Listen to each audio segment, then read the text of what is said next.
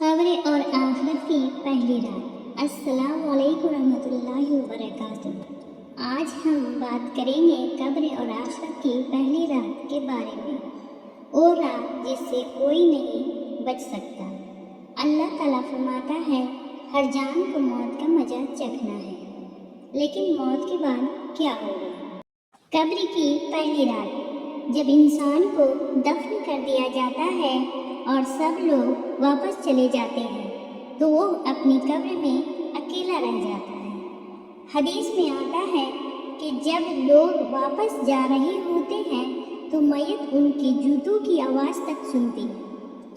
پھر 2 فرشتے آتے ہیں اور 3 سوال کرتے ہیں، تمہارا رب کون ہے، تمہارا دین کیا ہے اور تمہارا نبی کون ہے؟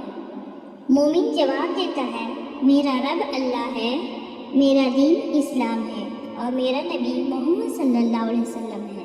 تو اس کی قبر کو کسادہ کر دی جاتی ہے اور جنت کی کھڑکی کھول دی جاتی ہے۔ اگر ایمان کمزور ہو، جو شخص دنیا میں غفلت میں رہا، نماز کو چھوڑتا رہا، اللہ کو یاد نہ کیا، وہ صحیح جواب نہیں دے پائے گا۔ پھر اس کی قبر کو تنگ کر دی جائے گی، یہاں تک کہ اس کی پسلیاں ایک دوسرے میں داخل ہو جائیں گی۔ یہ سب باتیں صحیح حدیث میں بیان ہوئی ہیں۔ اصل تیاری کیا ہے؟ قبر کی پہلی رات آسان کیسے ہوگی؟ ایمان مضبوط ہو، نماز قائم ہو، گناہوں سے توبہ ہو، قرآن سے تعلق ہو، یہی چیزیں قبر کو روشن کرے گی۔